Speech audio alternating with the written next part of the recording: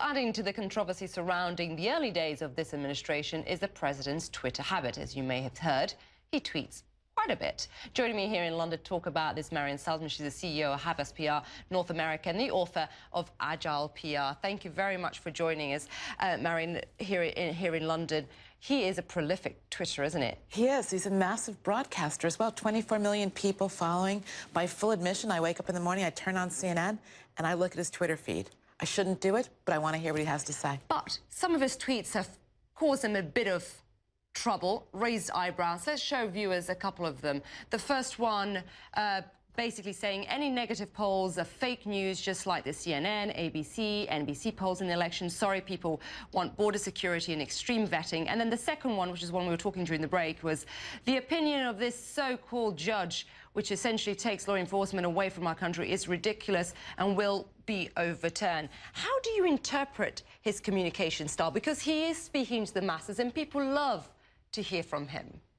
I think that the average American probably does perceive it as being candid, as being his clear thoughts, clear or not clear, but being his thoughts. It's his way of expressing people without going through you, the third-party intermediary, who he claims to have lack of trust. So he's figured out his own way to broadcast directly to the people in exactly the words he wants them to hear. I'm going to assume that a lot of this is not necessarily a lot of foresight, but certainly a lot of clarity in terms of that's exactly what he was thinking at that moment. This is our first real-time president, and he's writing his copy in real time. When you're speaking to executives or CEOs, are any of them trying to replicate this style, and what advice are you giving them? People are trying to replicate his reach. They're trying to have a direct dialogue with the people that matter to them most. They're trying to get around having to worry about getting past the network or newspaper gatekeepers.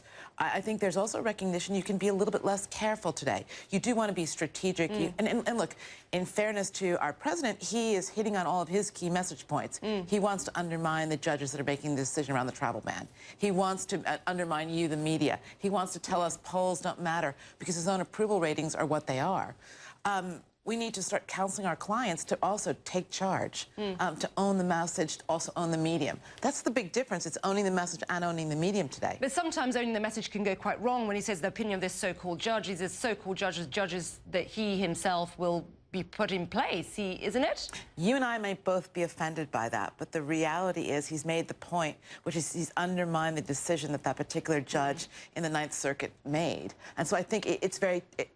I don't agree with the message he's trying to convey, but I certainly think as a messaging maven, he's rewritten the rules. This agility, I think you call it agility, isn't it, in the way he communicates. What's he doing right, then, in that case? He's taking risks, so the fast fail, he just reboots himself. If he doesn't get it right the first time, he'll often go back in and correct the tweet. He'll change the message. He'll fine-tune the message. He's working in real time. He's not letting other people set his timelines. He's owning the timeline. And I think he is also using secondary and third parties to reinforce what he's saying. I mean, again, I may not agree with him, but he has all of his people out there then using more traditional media to reassert the message he's conveyed through Twitter. Are you seeing any other prime ministers or presidents around the world having that Trump effect rubbing off on them in terms of the way he communicates?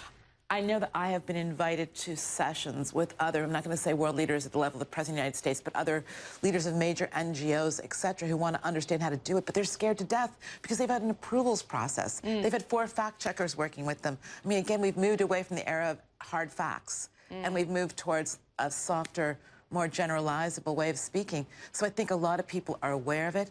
I don't see others jumping in just yet, although I do think as you're seeing a rise of this new kind of candidate, that's the best way to circumvent the system. And that's exactly what we're seeing in Europe with the rise of populism, the more direct, more frank, more open, conversational medium. And then they're talking to you, they're talking to me, they're not talking to a box. And so you feel that it's more intimate, even if it truly isn't. But it's the real time also. It's the idea of, I'm not afraid to make a mistake because I'm telling you the truth. A mistake and an inaccuracy are not the same thing. Marian, we could talk for hours on this. Lovely to have you here. Thank you very much.